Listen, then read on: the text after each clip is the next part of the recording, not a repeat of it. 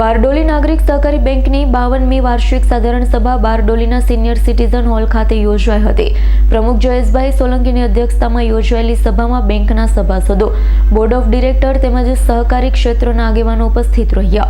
આ પ્રસંગે અનેક મહત્વપૂર્ણ નિર્ણય લેવામાં આવ્યા હતા.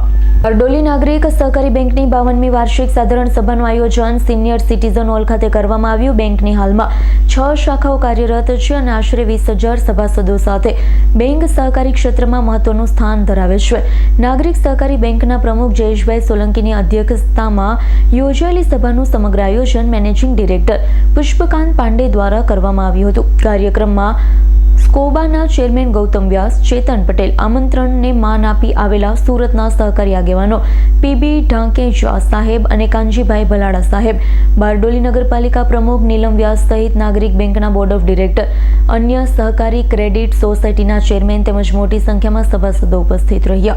સભા દરમિયાન બેંકના ભૂતપૂર્વ ચેરમેન અને ડિરેક્ટરોનું સન્માન કરવામાં આવ્યું. નાગરિક બેંક સાથે વર્ષોથી ચેરમેન, ડિરેક્ટર અને સલાહકાર તરીકે સેવા આપનાર ગૌતમભાઈ વ્યાસનો મોમેન્ટો આપી વિશેષ સન્માન કરાયું છે. બેંકના સભાસદોનું અકસ્માતમાં મૃત્યુ થતાં તેમના પરિવારને ચેકનું વિતરણ કરવામાં આવ્યું. સાથે બેંકના કર્મચારીઓ માટે મહત્વપૂર્ણ જોગવાઈ કરવામાં આવી. કર્મચારીઓનું કોઈ પણ કારણસર અવસાન થાય તો તેમના પરિવારને 25 લાખ રૂપિયા સુધીની સહાય આપવાની જોગવાઈ કરવામાં આવે. ઉપરાંત છેલ્લા 10 વર્ષોથી બેંકમાં સેવા આપી રહેલી 2 મહિલા ડિરેક્ટરોનું પણ સન્માન કરવામાં આવ્યું હતું. 52મી વાર્ષિક સાધારણ સભામાં રજૂ કરાયેલા તમામ એજન્ડાને સભાસદોએ સર્વાનુમતે મંજૂરી આપી.